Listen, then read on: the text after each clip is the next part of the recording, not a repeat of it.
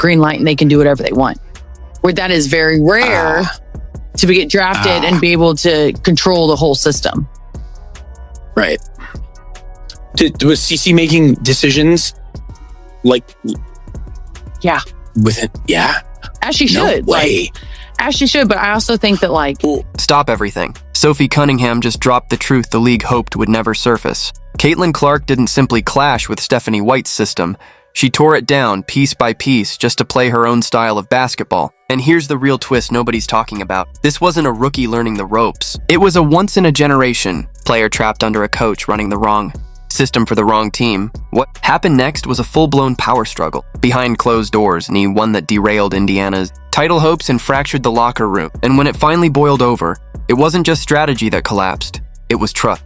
Most analysts completely missed the signs, but by the end of this, you'll see the truth. Caitlin Clark's injury might not have been the only reason she stayed off the court. So this is what Caitlin Clark said, and I shared this before. This is what Caitlin Clark said when joining That's the reason why I came here, and that's what she preached to me in the recruiting process. You know, you're going to have the ball in your hands a lot. And I think a lot of my final schools kind of had that same look, but I think the read and react offense that we run was super important for myself. You know, you're making basketball reads. It's not a set. You're not being told what to do every single time you come down the floor. You're just playing the game you love. You're flowing freely. You're playing off your teammates, and that was super, super important for myself. And I think also the past success of what they've done, like it was proven that it was very successful. They've proven that they're a great offensive team. So that really... Listen to those words carefully. You're going to have the ball in your hands a lot. Read and react offense. You're not being told what to do every single time. You're just playing the game you love, flowing freely. That's Caitlin explaining why she chose Iowa. That's her blueprint for success. Now watch what Stephanie White did the moment she arrived in Indiana. She brought the exact opposite stem, the Connecticut half-court offense. Structured, controlled, built around Dana Bonner's methodical scoring, not Caitlin's breakneck pace. And here's the part that should terrify every Fever fan. Stephanie knew Caitlin's style before she took the job, yet she installed her system anyway. It is interesting to see how they've grown to be teammates because both of them need the ball in their hands. Okay, yes, they both need the ball in their hands, but the difference is Kelsey Mitchell don't pass the ball once it's in her hands. Caitlin Clark does pass the ball. Caitlin Clark led the league in assists. What are we talking about here? What are we talking about? I get it. Sophie is trying to make everybody, she's trying to give the story while making everyone look good as well. Both players needed the ball in their hand, but there's a crucial detail Sophie Cunningham glossed over. Kelsey Mitchell averaged just 2.1 assists per game, while Caitlin Clark led the entire league with 8.4. This wasn't a situation where two players simply needed touches. It was a pure scorer paired with a generational offensive engine. Yet Stephanie White treated them as interchangeable parts, rotating ball handling duties and running Caitlin off screens like a shooting guard. The most shocking move? She played Caitlin at small forward for entire games, not just possessions or quarters, entire games. Imagine benching Steph Curry's ball handling to make him a spot-up shooter. That's exactly what happened here, and it only gets worse. I think this is when they played Atlanta. Look, watch this.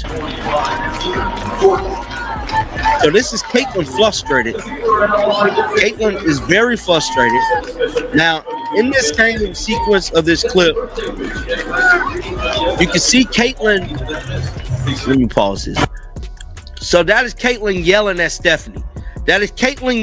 Freeze that moment. Caitlin Clark's body language tells the full story. Jaw clenched, turning away mid-conversation, pure frustration radiating from every movement. This was during the Atlanta game, the breaking point fans whispered about but could never confirm, until now. Sources close to the team reveal this wasn't a tactical discussion. It was Caitlin exploding after being forced to play off the ball for stretches where she touched the basketball only twice in 4 minutes. The Connecticut system was in full effect, and Stephanie White's response? She didn't adjust. She doubled down. And with Kelsey. Now, before she gets into the Kelsey Mitchell part, Stephanie White, you knew you were coming to the Indiana Fever. You should already know the system Caitlin wants to play. Why did she have to make changes to your system to play her game? And we also know that this did not go over so smoothly because we saw Stephanie White taking shots at her on TV. We saw the back and forth argument when Caitlin Clark was going off on her in the tunnel during the Atlanta Dream game when they were going into the tunnel for halftime.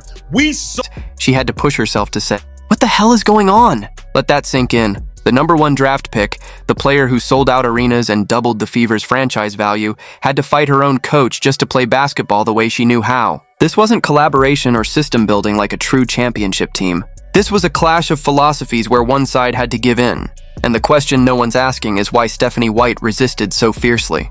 She had seen Caitlin dominate at Iowa, averaging 19 points and 8 assists, hitting 40-foot bombs, threading full-court passes, creating chaos that defenses couldn't handle. Yet she imposed a system that stripped away every single strength.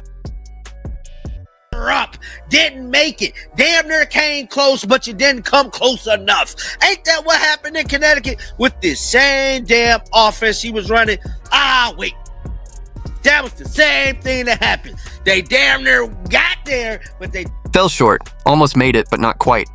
That's the story of Connecticut under Stephanie White's system. Close, but never over the line. Now look at Indiana's playoff run. The same result, the same heartbreak. This isn't a coincidence. It's a pattern. Stephanie's half-court offense pushes teams to the brink but struggles to finish. Predictable in crunch time. Too slow against elite defenses, and most importantly, it forces generational talent to fit the system instead of tailoring the system to them. Connecticut couldn't win a championship with it, and Indiana couldn't either. And that's what makes this story truly explosive. Let me see. Because those types of athletes, they get to come into an organization, they have the green light, and they can do whatever they want. Where that is very rare to get drafted and be able to control the whole system. Right. Was CC making decisions like Yeah. within? Yeah. As she No should. way. As she should. But I also think that Well, go ahead. that's crazy. I didn't realize that. She's just young. I just didn't think that. But when you have a generational talent like that, she should have a lot to say of. Stephanie White looks visibly frustrated on the sideline whenever Caitlin Clark takes over the game. She labeled it hero ball, yet she never applied the same criticism to Kelsey Mitchell's isolation scoring or benched her for contested shots. That double standard says it all. Stephanie wanted Kelsey as her primary option because Kelsey fit the Connecticut model, a methodical half-court scorer who didn't push the pace. Caitlin, on the other hand, embodied chaos and unpredictability, a style Stephanie couldn't control. Instead of embracing Caitlin's brilliance, Stephanie tried to cage it. The 38-foot dagger against New York, publicly criticized. The logo threes that demoralized opponents, not within the offense. The full-court passes that set up easy layups, too risky. Every weapon in Caitlin's arsenal was treated as a problem, rather than the solution it truly was. It's the system. Mike said. Sophie Cunningham confirms that many of us knew this. Caitlin Clark has a lot to say. Will have a lot to say over the offensive system. Anyone that knows ball knows something changed after halftime of their Atlanta game, and it stayed. You're supposed to build the system around her. Ask what she likes, what she wants to run, how she wants to play. That's how you maximize generational talent. LeBron's teams are built around his drive and kick mastery. Steph Curry's Warriors revolve around his gravity and off-ball movement. Luka Doncic's Mavericks flow through his pick-and-roll brilliance. You don't draft a transcendent player and force them into an old, rigid system. You design a new one that amplifies their strengths. Stephanie White did the exact opposite. She arrived with a predetermined scheme, ran it without Caitlin's input, and then acted shocked when it failed to unlock her potential. The arrogance is staggering. The waste of talent, absolutely criminal.